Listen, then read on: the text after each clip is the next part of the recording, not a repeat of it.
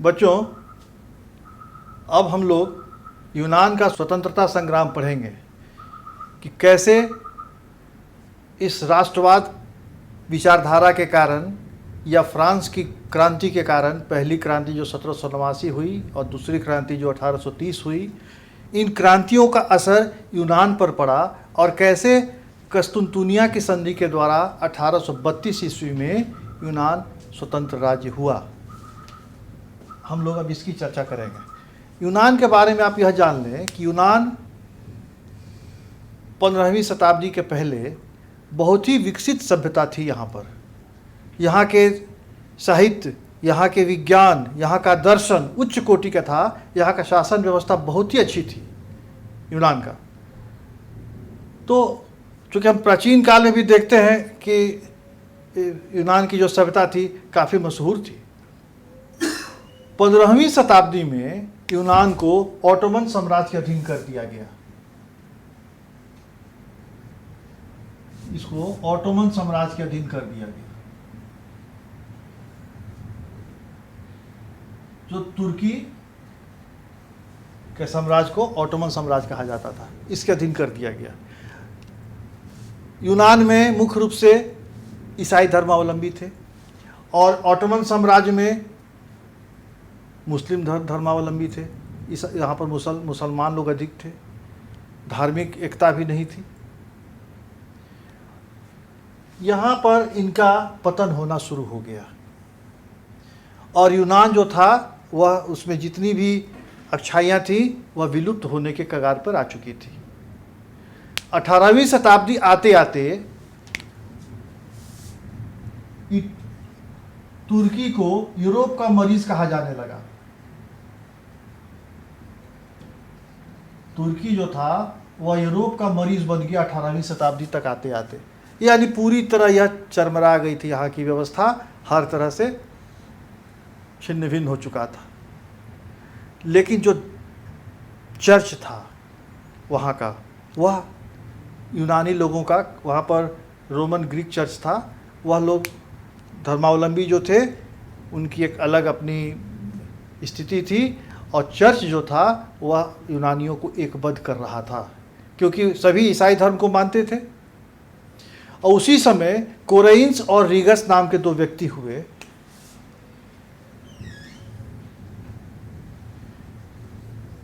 इन लोगों ने अपने विचारधारा से और अपने दर्शन से लोगों को प्रभावित किया।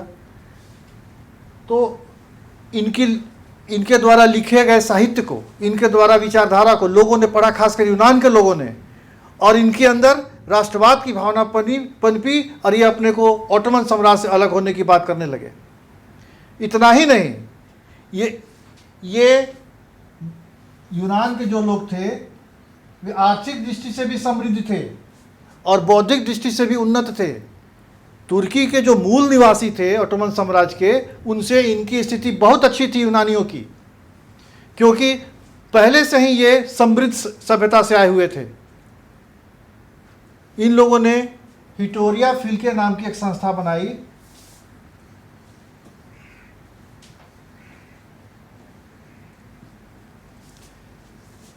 यह जो थी हिटोरिया फिल्के, यह गुप्त क्रांतिकारी संस्था थी। यह गुप्त क्रांतिकारी संस्था थी और यह संस्था लोगों के अंदर ऑटोमन साम्राज्य से अलग होने की बात लोगों के जेहन में, दिमाग में डाल रही थी। यह संस्था गुप्त संस्था थी।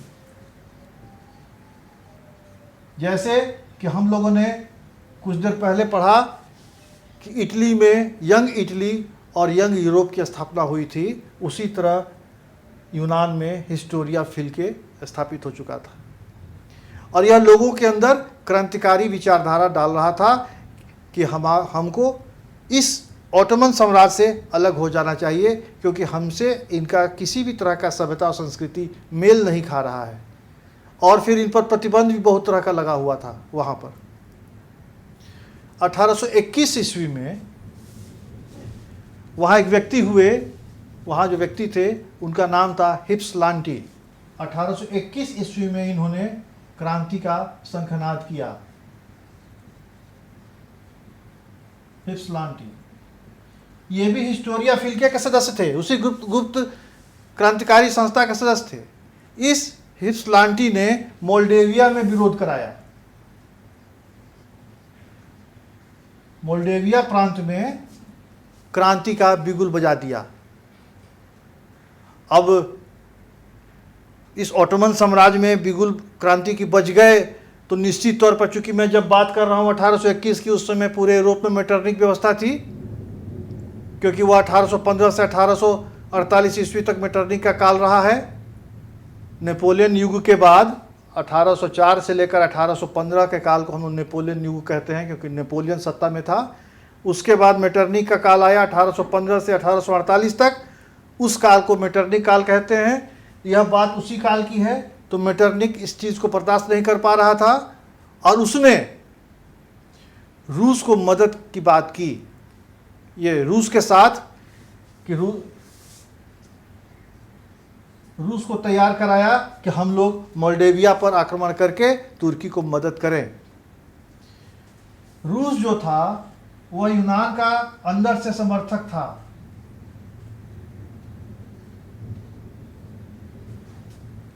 था यूनान का समर्थक, लेकिन इस परिस्थिति में मेटरनिक के आग्रह के कारण वह यूनान का समर्थन नहीं कर सका और ऑस्ट्रिया और रूस दोनों ने मिलकर तुर्की की मदद की और मोल्डेविया के इस विद्रोह को दबा दिया गया।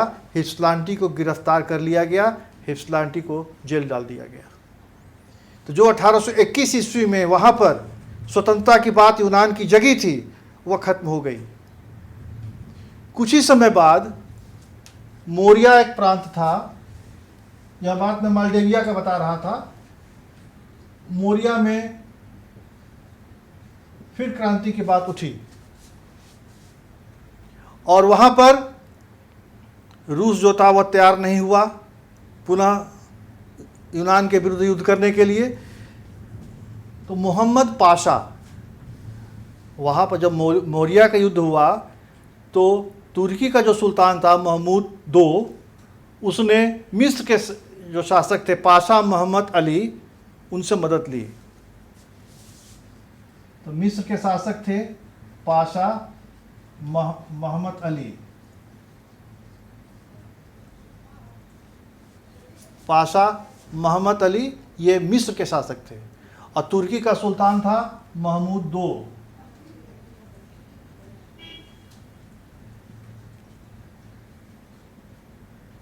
तो महमूद II ने मिस्र के पाशा मोहम्मद अली से मदद मांगी कि हमको इस मोरिया के आंदोलन को दबाना है। इतना ही नहीं, इन लोगों ने उस युद्ध को धार्मिक रंग दे दिया कि यह मुसलमान वर्सेस ईसाई है। उन लोगों ने यह नहीं कहा कि वे आज़ादी की बात यूनान वाले कर रहे थे, उसको उन लोगों ने जिहाद का रूप धारण दे दिया और उन लोगों ने उसको धार्मिक उन्माद के कारण 20,000 लोगों को, यूनानी लोगों को मौत के घाट उतार दिया। इसके पहले जो आक्रमण हुआ था मोल्डेविया में, उसमें इतने लोग नहीं मारे गए थे, लेकिन अभी जो मोरिया में जो क्रांति हुई, इसमें धार्मिक कारण से, धार्मिक रंग देकर 20,000 लोगों को मौत के घाट उतार दिया गया। अब रूस, फ्रांस, ब्रिटेन ये सब चिंतित हो गए, अब क्या किया जाए। इसी समय रूस, एक तरफ ब्रिटेन और ऑस्ट्रिया, इन लोगों ने मदद की बात की तुर्की की, और रूस जो था उसने यूनान के लोगों की मदद करनी चाहिए। रूस जो था संधि तोड़ दिया, उसकी तुर्की के साथ संधि थी कि मैं समय पर तुमको मदद करूंगा, लेकिन मोरिया में जो 20,000 लोगों की हत्या हो गई, रूस नाराज हो गया और उसने तुर्की से जो समझौता किया था उसको तोड़कर उसने मदद की बात की। मिस्र को और तुर्की को उस क्रांतिकारियों को दबाने की बात रोकनी पड़ी और इन लोगों ने 1829 ईस्वी में एक संधि की, जिसको कि एड्रियानोपुल की संधि कहते हैं। इस एड्रियानोपुल जगह में इन लोगों ने एक संधि की और उस संधि के द्वारा इस यूनान को बहुत सी आज़ादी मिली। लेकिन अभी भी यूनान के लोग इससे संतुष्ट नहीं थे। वे अपने को पूर्ण आज़ाद करना चाहते थे। सिर्फ ऑटोमन साम्राज्य से कुछ लाभ लेना उनकी बात नहीं थी। इस एड्रियानोपुल संधि के द्वारा रूस के दबाव के कारण कुछ आज़ादी उनको मिली थी। अभी पूरी तरह बात हुई नहीं थी। ठीक 3 साल के बाद 1832 ईस्वी में वे लोग पुनः आपस में संधि किए, जिसको कि हम लोग कस्तुनतुनिया की संधि कहते हैं।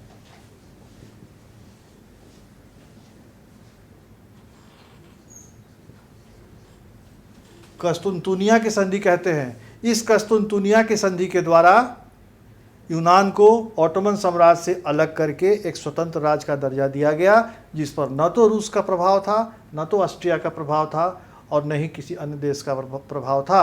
अर्थात मेटरनिक की व्यवस्था के रहने के बावजूद, क्योंकि जब मैं बात कर रहा हूँ 1832 की, इसमें मेटरनिक व्यवस्था लागू थी, तो यह सिर्फ फ्रांस की जो दूसरी क्रांति हुई थी 1830 की, उसी का असर था कि यूनान को आज़ादी मिली, यूनान एक स्वतंत्र देश बना। तो बच्चों, आप लोगों को यह इस विवेचना से स्पष्ट हुआ होगा कि फ्रांस की दूसरी क्रांति जो थी वह अपने आप में भी बहुत ही महत्वपूर्ण थी। उसका असर न सिर्फ फ्रांस पर पड़ा, बल्कि उसके जो विश्व के यूरोप के अन्य देश थे उस पर भी उसका असर पड़ा। और इसी असर का एक प्रतिफल था यूनान का स्वतंत्रता संग्राम, और यूनान एक स्वतंत्र देश बना 1832 ईस्वी में कस्तुनतुनिया की संधि के द्वारा।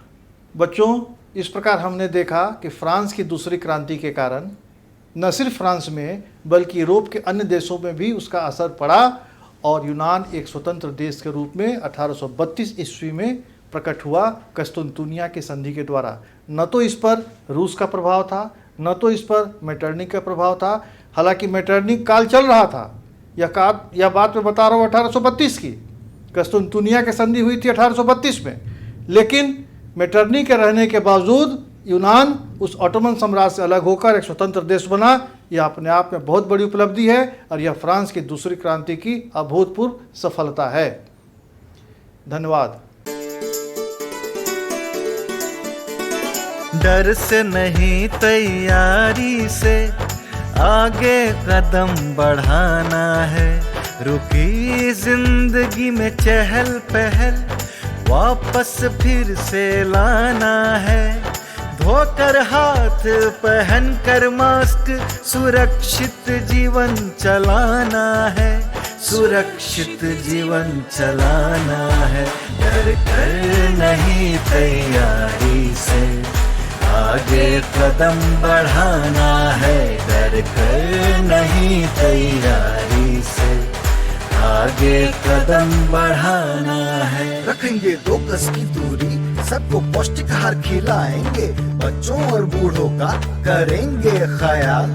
रोगी नहीं, रोग से लड़ कोरोना को हराएंगे। स्वास्थ्य केंद्र फिर से खुल गए, जिनका लाभ उठाना है।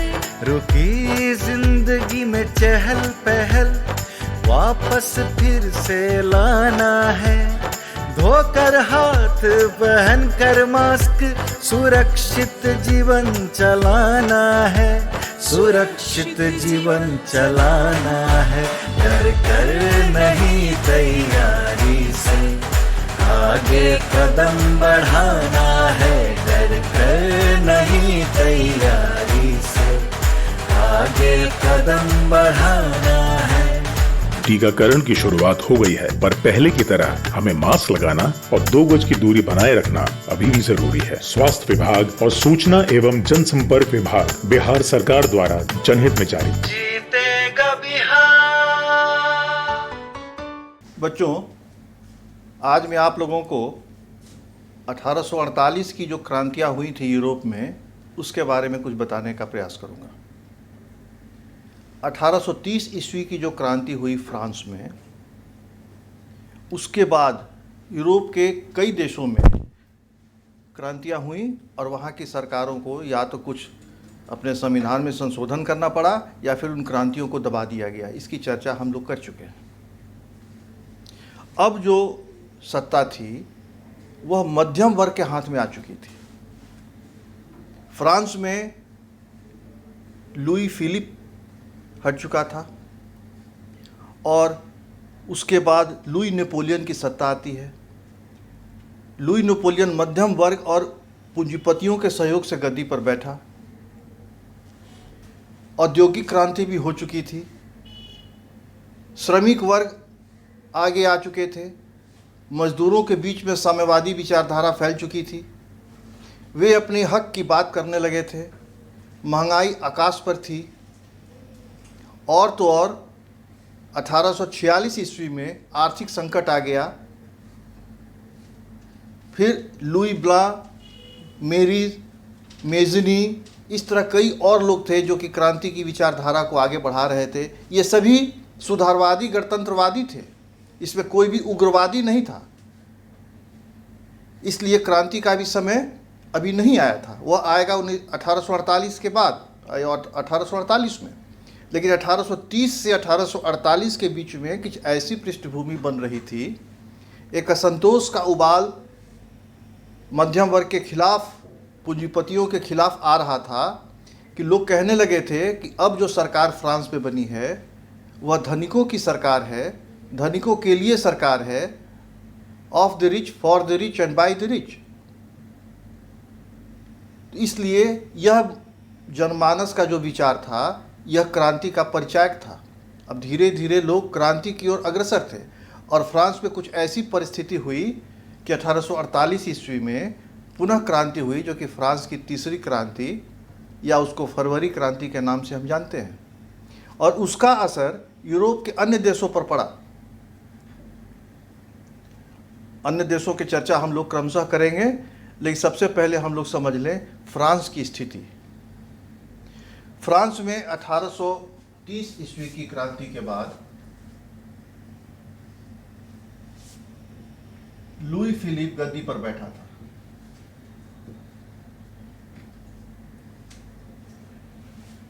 और इसे मध्यम वर्ग का पूर्ण सहयोग था। मध्यम वर्ग जो थे वो बुद्धिजीवी वर्ग भी थे और उन लोगों ने संविधान को और जो भी व्यवस्था थी, सरकार की व्यवस्था थी, उसको अपने अनुरूप बनवाने का प्रयास किया था। परिणाम यह हुआ कि मजदूरों के हित की बात अनदेखी की गई और फिर मजदूर जो थे अपनी बात को आगे बढ़ा रहे थे। यह स्वर्णिम गणतंत्र की बात किया करता था, मध्यम वर्ग का स्वर्णिम गणतंत्र आ रहा है। और वास्तव में यह फ्रांस की जो क्रांति का मूल विचारधारा थी, स्वतंत्रता, समानता और बंधुत्व, उस पर यह काम करना चाहता था लुई फिलिप, क्योंकि इसने देख लिया था कि फ्रांस में दो क्रांतियां हो चुकी हैं, 1789 ईस्वी में और 1830 ईस्वी में। लेकिन 1840 ईस्वी में इसने गीजो को अपना प्रधानमंत्री बनाया और यह गीजो जो था यह पूरी तरह प्रतिक्रियावादी था। यह मध्यम वर्ग और पूंजीपति वर्ग के हाथ का एक खिलौना समझिए इसको। सिर्फ इसका ध्यान मध्यम वर्ग पूंजीपति वर्ग के हित को बचाना था और फिर जो क्रांति की विचारधारा थी उसको दबाना था। इससे लोगों में असंतोष फैल रहा था।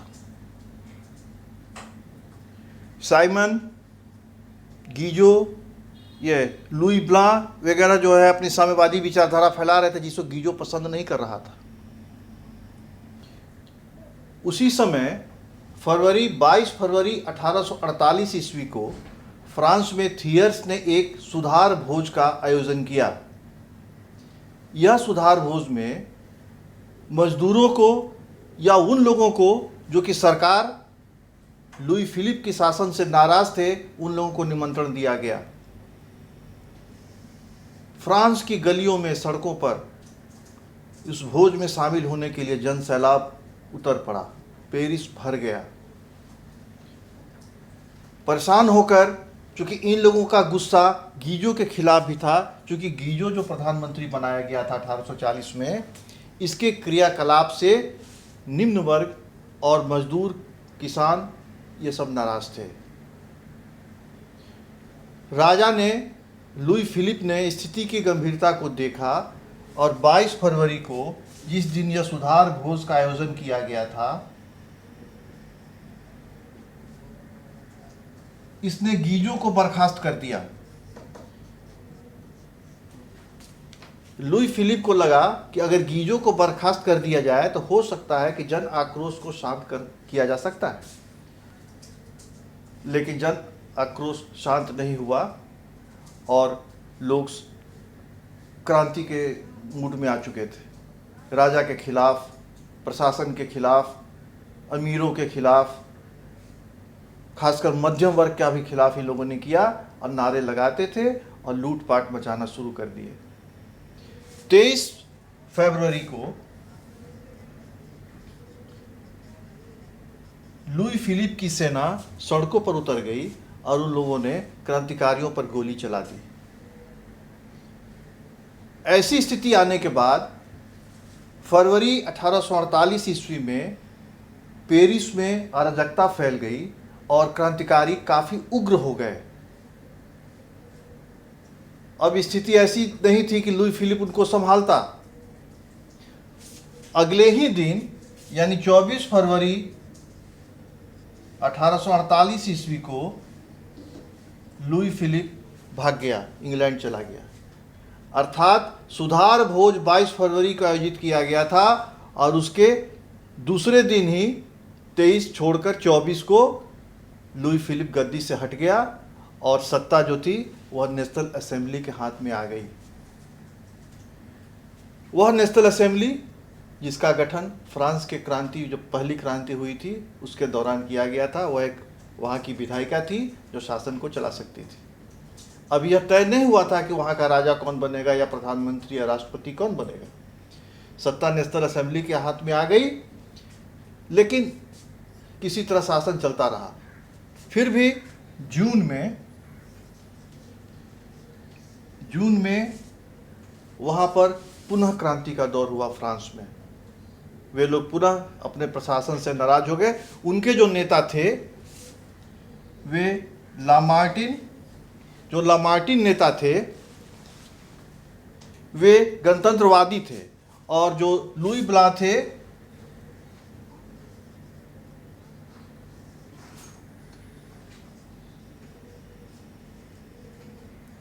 ये सुधारवादी थे।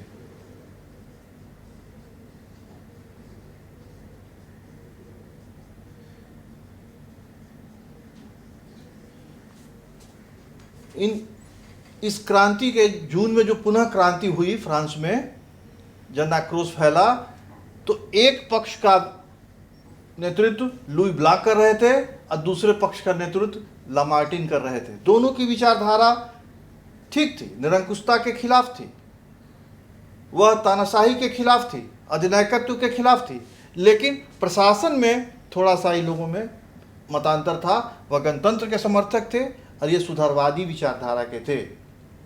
और इन लोगों ने वहाँ पर उस जो नेशनल असेंबली की जो सरकार बनी, उसने मजदूरों को, गरीबों को शांत करने के लिए राष्ट्रीय कारखाना की व्यवस्था की कि एक ऐसा कारखाना हो, राष्ट्रीय कारखाना हो, जिसमें बेरोजगार लोगों को नौकरी दी जा सके।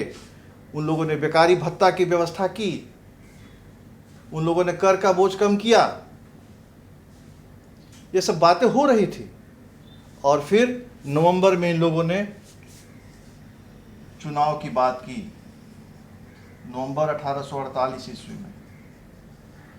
और इन लोगों ने, चूंकि अभी तक 21 वर्ष से अधिक सभी लोगों को मताधिकार सीज कर लिया गया था, इन लोगों ने, इस नेशनल असेंबली ने 21 वर्ष से अधिक के सभी लोगों को मत देने का अधिकार दिया और गणतंत्र की जो मूल मर्यादा है उसको इन लोगों ने कायम रखी। चुनाव हुआ और चुनाव के बाद लुई नेपोलियन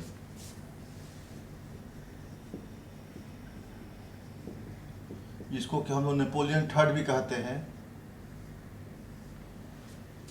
लुई नेपोलियन को गद्दी पर बैठाया गया। यह लुई नेपोलियन जो था, यह उसी नेपोलियन के वंश से ही आ रहा था, लेकिन यह गणतंत्रवादी विचारधारा का था। जैसे कि नेपोलियन जो था वह जैसे ही उसे फर्स्ट डायरेक्टर बनाया गया, उसके बाद वह 1804 ईस्वी में वो अपने को सम्राट घोषित कर दिया था। इसने भी 1848 ईस्वी में सत्ता संभाली और 4 साल के बाद 1852 ईस्वी में इसने भी अपने को सम्राट घोषित कर दिया। अर्थात फ्रांस की क्रांति जिस विचारधारा से शुरू हुई थी वह उठापटक होते हुए कभी गणतंत्र, कभी राजतंत्र, कभी गणतंत्र, कभी राजतंत्र, और पुनः 1848 की क्रांति के बाद वहाँ पर गणतंत्रवादी सरकार की स्थापना तो हुई, लेकिन 4 साल के बाद 1852 ईस्वी में नेपोलियन थर्ड पुनः फ्रांस का सम्राट बन गया, यानी पुनः वहाँ पर राजतंत्र की स्थापना हो गई। इसीलिए कहा जाता है कि फ्रांस जो था वह राजनीति का प्रयोगशाला था। प्रत्येक प्रकार की सरकारें वहाँ पर थी। कभी वहाँ पर आतंक का राज हुआ, जैकोबिन, और उन लोगों ने पहला गणतंत्र स्थापित किया था और इन लोगों ने दूसरा गणतंत्र स्थापित किया था। 1848 के बाद जो चुनाव हुआ था उसमें इन लोगों ने दूसरा गणतंत्र फ्रांस में स्थापित हुआ था। पहला हुआ था जो आतंक का राज, जिस समय रॉबेस्पियर की सरकार बनी थी, और दूसरा इन लोगों ने, लेकिन वह 4 साल के अंदर ही फिर से राजा जो था वहाँ का शासक बन गया, लुई नेपोलियन शासक बन गया, यानी राजतंत्र आ गया। इस प्रकार हम देखते हैं कि फ्रांस में क्रांतियों का जो दौर था वह कई परिवर्तनों के साथ बीच बीच में होता रहा। 1789 में, 1830 में और 1848 में क्रांतियाँ हुई और क्रांति के कुछ परिणाम भी हुए। फ्रांस में भी परिणाम हुए और इसके परिणाम अन्य देशों में भी हुए। अब हम लोग 1848 ईस्वी की जो क्रांति फ्रांस में हुई उसका असर यूरोप के अन्य देशों पर क्या पड़ा, इसकी चर्चा करेंगे। इसका असर इटली, जर्मनी, बच्चों एक चीज दिमाग पर रख लीजिए कि अब इटली और जर्मनी का एकीकरण की ओर अब हम लोग बढ़ रहे हैं। यानी इटली और जर्मनी, एक बार कहा जाता था कि सिर्फ अभिव्यक्ति मात्र है, कई छोटे छोटे टुकड़ों में बटा हुआ है। मेटरनी कहा करता था कि इटली अभिव्यक्ति मात्र है, लेकिन अब इटली और जर्मनी 1870 और 71 ईस्वी में एक अच्छे और मजबूत राष्ट्र के रूप में उभरने वाले हैं। अर्थात इटली और जर्मनी का एकीकरण होने वाला था। तो स्वाभाविक था कि वहाँ भी क्रांति की गतिविधियाँ बढ़ रही थी, जिनके कारण इटली और जर्मनी का एकीकरण हुआ। इसके बाद हम लोग हंगरी, बोहेमिया,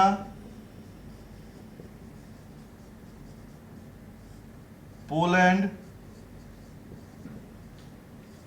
ठीक है, और ऑस्ट्रिया, इन सभी देशों के बारे में हम लोग समझेंगे कि आखिर यहाँ पर उस क्रांति का क्या असर हुआ। हम लोग इटली से शुरू करते हैं। इटली में 3 बहुत ही महत्वपूर्ण व्यक्ति हुए हैं जिनके कारण इटली का एकीकरण हुआ है, और वे हैं मेजिनी, गैरिबाल्डी और काबूर।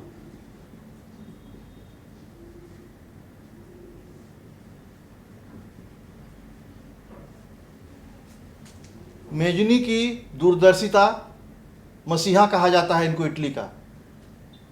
गैरिबाल्डी का तलवार और काबूर की कूटनीति, यह 3 चीज मिलकर इटली का एकीकरण करता है। तो वहां पर विचारधारा जो थी क्रांति की वो आगे बढ़ चुकी थी, और खासकर सिसलपाइन और ट्रांसपेडन गणराज्य की जो स्थापना नेपोलियन ने की थी इटली विजय के बाद, और वहाँ पर उसने अपना नेपोलियन कोड लागू किया था। वहाँ पर उसने कई आर्थिक सुधार वहाँ पर आयोजित किया था इटली में। उसके चलते इटली के जो छोटे छोटे राज्य थे, जो प्रांत थे, जो अलग अलग भागों में बटे हुए थे, अब उनमें भी एकता की भावना, राष्ट्रवाद की भावना पनप चुकी थी और पनप रही थी। इसी क्रम में जब 1848 ईस्वी की क्रांति होती है तो वहाँ मिलान में भी क्रांति हुई।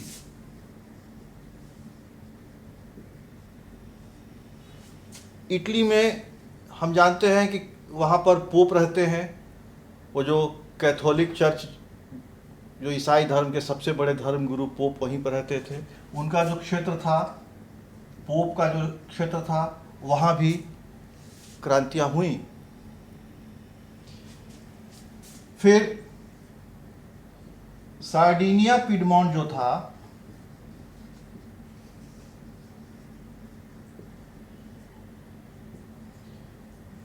यहाँ भी क्रांतियाँ हुई। यानी इटली के छोटे छोटे प्रांतों में भी 1848 ईस्वी की क्रांति का असर पड़ा। सार्डिनिया पिडमॉन्ट का जो राजा थे, इन्होंने कुछ सुधार आयोजित किया, कि सुधारवादी संविधान की व्यवस्था की। यानी इन्होंने अपने संविधान में कुछ सुधार लागू किए।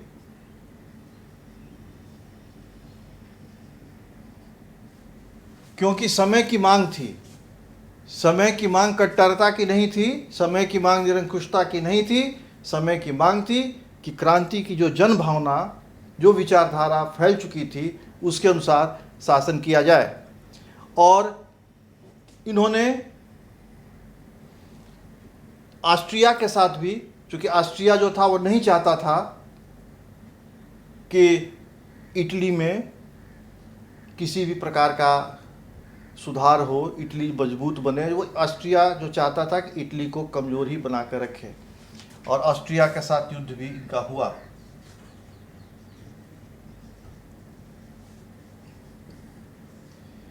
लेकिन उसमें ऑस्ट्रिया की विजय हुई और सार्डिनिया पिडमॉन्ट पराजित हो गया। इसलिए वो ऑस्ट्रिया का प्रभाव इटली से पूरी तरह समाप्त नहीं किया जा सका।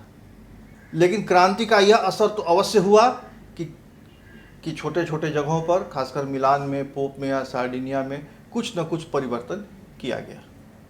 यह हुआ इटली पर प्रभाव। अब हम लोग देखेंगे जर्मनी पर।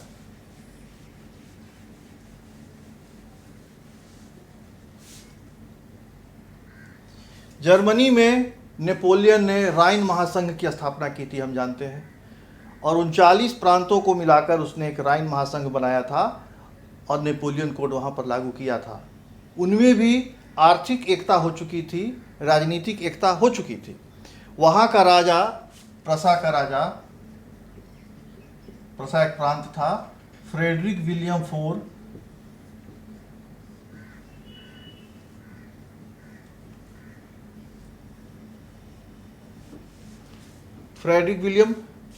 था। उसने प्रशासन को अपने ढंग से चलाने का प्रयास किया। बवेरिया, सैक्सनी और हनोवर, 3 प्रांतों में क्रांति की आग जली।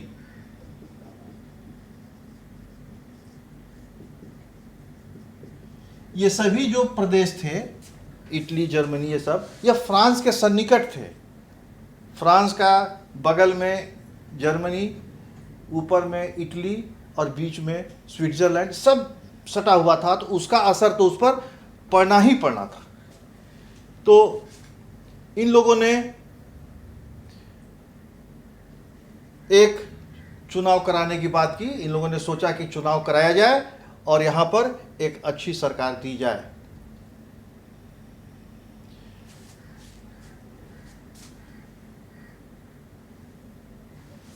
जर्मनी में इसका भी एकीकरण, चूंकि यह भी क्रांति की विचारधारा से पूरी तरह ओतप्रोत था, यहाँ भी क्रांतिकारी आगे बढ़ रहे थे।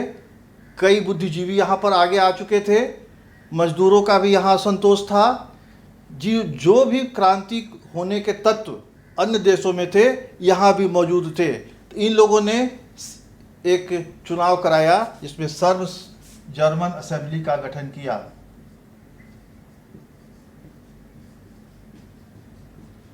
यह 1848 ईस्वी की क्रांति का प्रभाव था।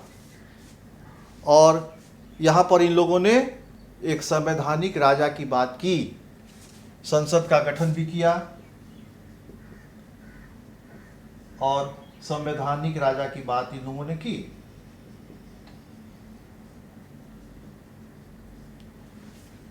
फ्रेडरिक विलियम फोर को संवैधानिक राजा बनाने की बात चली कि आप इस संसद के प्रधान बन जाइए, लेकिन फ्रेडरिक विलियम फोर चुने हुए सांसदों के अधीन काम करने के लिए तैयार नहीं हुए। कहा जाता है कि ऑस्ट्रिया के प्रभाव में थे और ऑस्ट्रिया नहीं चाहता था कि वहां पर इस प्रकार की संवैधानिक व्यवस्था हो, इसलिए फ्रेडरिक विलियम फोर जो थे इन्होंने संवैधानिक राजा बनने से इनकार कर दिया।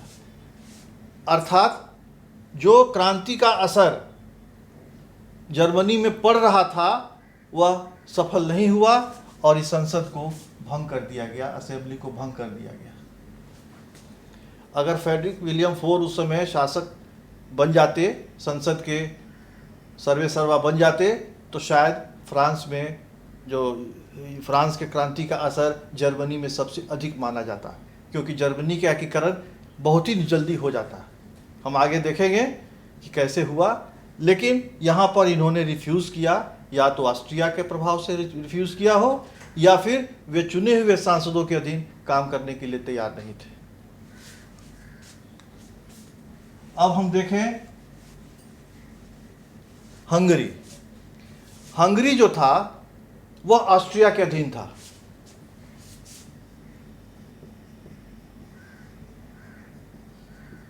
यहां भी क्रांति की अलख जगने लगी और ये लोग ऑस्ट्रिया से अलग होने की बात करने लगे, क्योंकि ये राष्ट्रवाद की बात अब व्यक्ति सबसे बड़ा नहीं था, अब यूरोप में राष्ट्र सबसे बड़ा तत्व हो चुका था। व्यक्ति की महत्ता अब कम हो चुकी थी। तो इन लोगों ने अपना एक अलग राष्ट्र बनाने की बात की और ऑस्ट्रिया ने इनके लिए अलग से एक मंत्रिपरिषद की व्यवस्था की कि यह हंगरी की मंत्रिपरिषद होगी।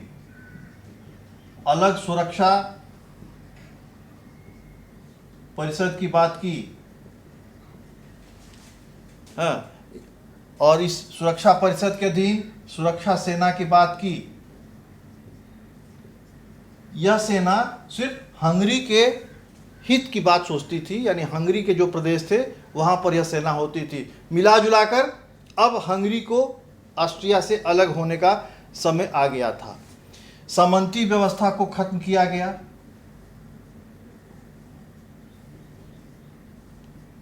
प्रेस को स्वतंत्रता दी गई, सामंती व्यवस्था खत्म हो गई, प्रेस को स्वतंत्रता दी गई और वहाँ पर जो संसद बनाया गया उसको डायट कहा गया, यानी डायट की स्थापना की गई। डायट वहाँ के संसद को कहते हैं। इस प्रकार हंगरी अब एक स्वतंत्र देश के रूप में सामने आ रहा था। यह 1848 ईस्वी की क्रांति का असर था और यह इसलिए हो रहा था क्योंकि जो सबसे प्रतिक्रियावादी था व्यक्ति ऑस्ट्रिया का मेटरनिख, वो 1848 ईस्वी में ऑस्ट्रिया छोड़कर इंग्लैंड भाग चुका था। हम लोग जानते हैं कि 1815 ईस्वी से लेकर 1848 ईस्वी तक पूरे यूरोप में मेटरनिख युग था, वह अपने अनुसार शासन करता था। चूंकि 1848 ईस्वी में, जिस समय की बात मैं बता रहा हूँ, जिस समय हंगरी में यह परिवर्तन हुआ था, उस समय मेटरनिख गद्दी पर नहीं था, वह भागकर इंग्लैंड चला गया था, इसीलिए इतनी बातें हुई। अगर मेटरनिख होता तो शायद इतनी सुविधा वहाँ न दी जाती। अब हम देखें पोलैंड, बोहेमिया। बोहेमिया जो था यह भी ऑस्ट्रिया के अधीन था और यहाँ पर चेक जाति के लोग रहते थे। वहाँ के जो लोग रहते थे उनको चेक जाति कहा जाता था। बोहेमिया में अधिकांश जो जाति थी वह चेक जाति थी।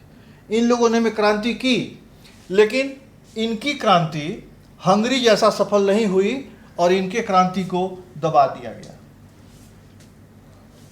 अर्थात एक ही ऑस्ट्रिया के अधीन बोहेमिया भी था और हंगरी भी था। हंगरी में कुछ सुविधाएं दी गई, हंगरी को स्वतंत्र देश बनाने की तरफ कार्रवाई की गई, लेकिन बोहेमिया में चेक जातियों को दबा दिया गया, उनकी क्रांति को कुचल दिया गया। अब आइए पोलैंड। पोलैंड पर हमने देखा था कि जो वियना कांग्रेस हुआ था, उस समय 1815 ईस्वी में वाटरलू के युद्ध के बाद जो वियना कांग्रेस हुआ था, उसमें पोलैंड को रूस को दे दिया गया था, वह रूस के अधीन था। पोलैंड भी 1848 ईस्वी की क्रांति के कारण स्वतंत्र होने की बात करने लगा राष्ट्रवाद के कारण, लेकिन रूस की शक्ति ने उन्हें दबा दिया, अर्थात रूसी सेना ने उसको दबाया और क्रांति को कुचल दिया गया। ठीक है। अब है ऑस्ट्रिया। मेटरनिक के भाग जाने के बाद यहां का शासक फर्डिनेंड,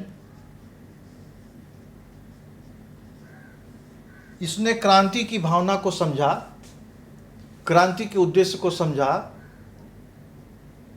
स्थिति को गंभीरता को देखते हुए इसने वहां पर एक सुधारात्मक संविधान लागू किया, सुधार किया, संविधान में इसने सुधार किया और लोगों को, जैसे बेकार जो बेरोजगार हैं उनको बेकारी भत्ता दिया, मजदूरों को नौकरी की व्यवस्था की, गरीबों के हित के कार्य किए, वयस्क मताधिकार जो था सबको दिया गया। इस तरह सुधारवादी संविधान फर्डिनेंड ने लागू किया, क्योंकि मेटरनिक अब था नहीं, मेटरनिक भाग चुका था ऑस्ट्रिया छोड़कर।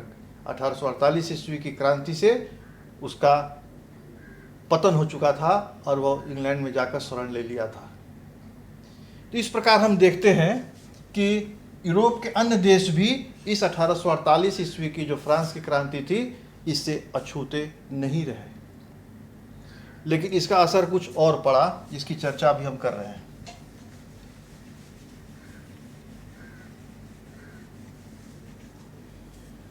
भारत में राजा राम मोहन राय, ये भी इस फ्रांस की 1848 ईस्वी की क्रांति से काफ़ी प्रभावित थे और इन्होंने अंतर्राष्ट्रीयता की बात करनी शुरू की। तो बहुत बड़ी बात थी, वो सिर्फ राष्ट्रीयता की बात न कर रहे थे। राजा राम मोहन राय अब अंतर्राष्ट्रीय विचारधारा के पोषक हो चुके थे इसी 1848 ईस्वी की क्रांति के कारण। और भी कुछ कारण इसका असर पड़ा कि उस समय संकीर्ण राष्ट्रवाद की भावना आगे बढ़ी। जितने भी देश थे सब अब अपने ही एक राष्ट्रवादी विचारधारा से अपना छोटा छोटा देश बनाने की बात करने लगे। संकीर्ण विचारधारा बढ़ी और तो और जो बड़े बड़े देश थे, ब्रिटेन, फ्रांस, अमेरिका, रूस, इनमें अब साम्राज्यवादी विचारधारा बढ़ी। जहाँ जहाँ पर इनके जाति के, इनके धर्म के, इनकी भाषा को बोलने वाले लोग थे, अब ये कोशिश करने लगे कि वहाँ पर उसको, चूँकि वह हमारा देश है, जर्मन बोलता है इसलिए वो जर्मनी का होगा, रशियन बोलता है इसलिए रूस का होगा। इस साम्राज्यवादी विचारधारा से इन लोगों ने अब उन देशों पर कब्जा करना शुरू किया। तो क्रमशः साम्राज्यवादी विचारधारा बढ़ी और इसका परिणाम यह हुआ कि आगे चल के हम लोग देखेंगे 1914 ईस्वी में प्रथम विश्व युद्ध हुआ। ये क्रांति का ही परिणाम था। यह संकीर्ण राष्ट्रवाद, साम्राज्यवादी विचारधारा को बढ़ावा देना और फिर खासकर अफ्रीका और एशिया में, एशिया और अफ्रीका देशों में, महादेशों में इस तरह की बातें कुछ ज़्यादा हुई और ये दोनों महादेश भी, कंटिनेंट भी इसे अछूते नहीं रहे। वहाँ भी क्रांतिकारी की भावना बहुत तेज़ी से आगे बढ़ रही थी और जो सशक्त देश थे, जो मजबूत देश थे, वे वहाँ पर अपना साम्राज्य विस्तार कर रहे थे। तो इस प्रकार हम देखते हैं कि फ्रांस में जो 3 क्रांतियाँ हुई, 1789 ईस्वी की पहली क्रांति, 1830 ईस्वी की जुलाई क्रांति और 1848 ईस्वी की फरवरी क्रांति, ये तीनों क्रांतियों ने पूरे यूरोप में एक नई स्थिति पैदा कर दी, मानचित्र में परिवर्तन ला दिया था। वहाँ की राजनीतिक आर्थिक सामाजिक विचारधारा में परिवर्तन ला दिया था। यही कारण है कि इसको हम लोग तीनों क्रांतियों को बहुत महत्वपूर्ण क्रांति की श्रेणी में रखते हैं।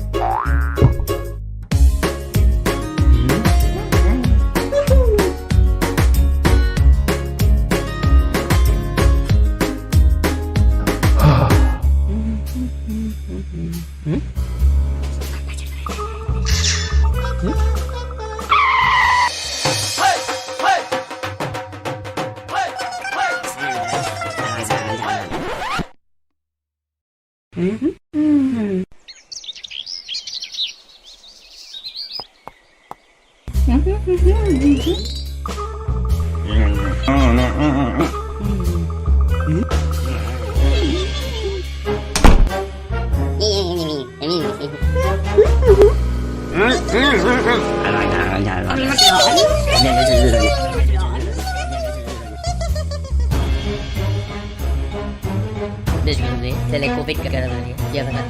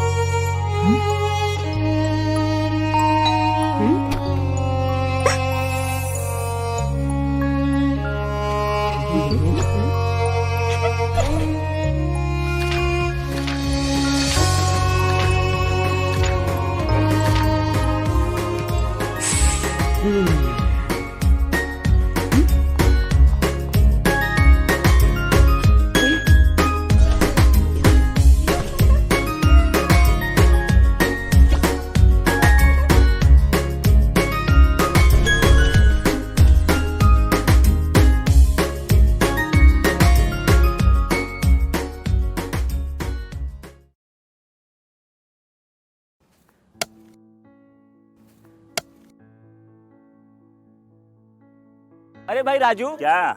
अरे सुने कि कल चाचा कुछ बता रहे थे। क्या बोल रहे थे? हाँ, चाचा कल बहुत बढ़िया बात बता रहे थे। कह रहे थे कि हम लोगों को अपने बच्चा लोग के पढ़ाई लिखाई पे ध्यान देना चाहिए। सिर्फ स्कूल भेजने से कुछ नहीं होता। बात तो ठीक है, लेकिन हम लोग ये करेंगे कैसे? हम लोगों को तो पढ़ना लिखना भी नहीं आता है।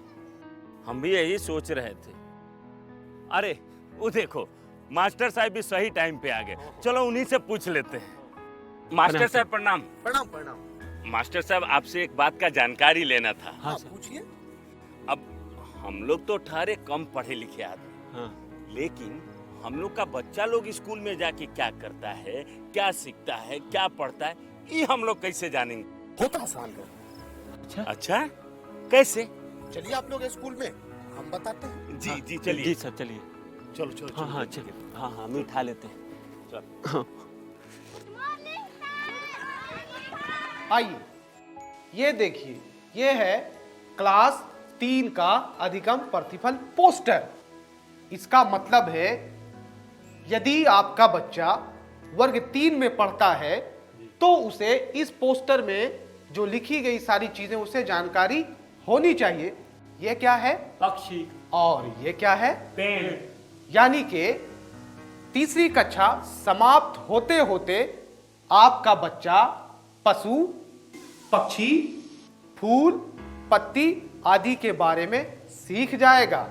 हर क्लास और हर विषय के लिए अधिगम प्रतिफल पोस्टर बनाए गए हैं। आइए कुछ दूसरे तरीके जानते हैं। जी सर। ये देखिए, ये है हमारे बच्चों की कॉपियाँ और ये है सही का निशान। इसका मतलब है कि इस प्रश्न का उत्तर आपके बच्चे ने बिल्कुल सही दिया है। जितना ज़्यादा होंगे ये निशान उतना बढ़िया सीखा है आपका बच्चा। और ये क्या है? गलत का निशान। हाँ, ये है गलत का निशान और इसका मतलब है आपके बच्चे ने इस प्रश्न में कुछ गलती की होगी और ये निशान जितना ज़्यादा होगा आपको अपने बच्चे पे उतना ही ध्यान देने की ज़रूरत है। लेकिन पूरे साल में हमारा बच्चा क्या क्या सीखा ये कैसे जानेंगे? बिल्कुल जानेंगे। उसके लिए भी हमारे पास कुछ साधन है। उनमें से एक है प्रगति पत्रक। इसके माध्यम से आप घर बैठे जान सकेंगे कि आपका बच्चा पूरे साल में क्या कुछ सीखा। देखिए, ये है 3 स्टार। इसका मतलब होता है सीख चुका है, आपका बच्चा सीख चुका है। और 2 स्टार का मतलब है बच्चा सीख रहा है। और 1 स्टार का मतलब अभी सीखने की आवश्यकता है। जी हाँ, ये तो बहुत आसान है। अब तो हम जैसे बिना पढ़े लिखे लोग भी अपने बच्चों की कॉपी आसानी से जांच कर पाएंगे। बिल्कुल जांच पाएंगे मनोज। हाँ। मास्टर साहब, आपने तो बिल्कुल सही बात बताई थी। तो ठीक है, चलते हैं। आज जो आपने हमको बताया है वो हम सबको बताएंगे। आप क्या करेंगे? आइए हम मिलकर अपने बच्चों के भविष्य को एक नई उड़ान दें। आज हम पूछेंगे तो कल ये सीखेंगे।